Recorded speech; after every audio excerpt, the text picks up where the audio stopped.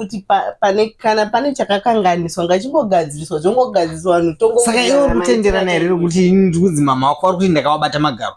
Ndokutaura kvari kumuridzi ndimi matauriro ari. Ngwasha akandibata magaro, Ngwasha akandibata zvidya, anofanira kuri pamombe 4. Ndiwe wanya kufona pafoni yangu iyi. Akafona ndiwe namainini. Baba mukuru mhanyai kuno, mama uri mwana nyoka pagumba wasi uchakwanisa kufamba uri kuchema. Takamhanya tisi tikaenda kune wewe, tikasvika vana vangu vanotozvizoliva zukuru vakasvika kuona gogo achichema zvisho, gogo asingakwanisa kufamba achigwesha. Transport mota yatsvagwa yashaika, ndionya kutoti hapana mota. Toita sei munhu ari kuchema? Ndiani akaniti ndibereke mai? Ndiani? Mchini? Ndimi nevaning'ina venyu. Bamukuru chitobereka timhanye kuchipatara. Bamukuru denda karamba vakafirapo maizoti chii ndakaramba. Aizongowanika munhu aizongovatsimidza. Nhasi makutora paiwanikwa mumwe munhu, but musiyaidi wakauti atakuri akashaika sei.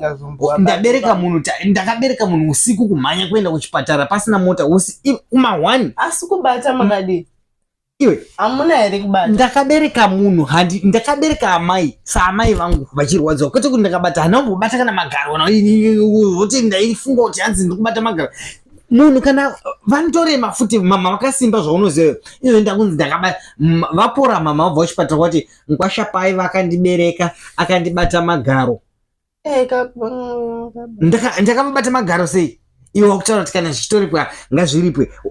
Ngazvingopera. Asi muridzi ndozvaari kutaura here kuti ndozvakaitika? No.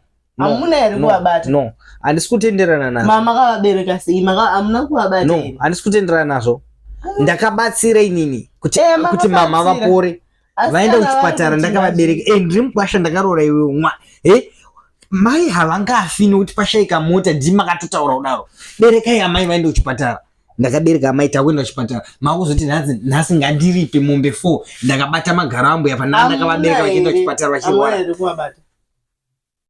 Handina kubata nyama kana yamai nokuti hanzi ndaibata ndichida kunzwa zverudo kana kuti ndimakatondibetsera futi kutakura amai kuti wauye kumusana kwaMwari. Kwanise kusunza amai, handikwanise kuvasunza zvakabatsira hedu but pamwe pacho pamwe ndakangocheka. Ndakambofamba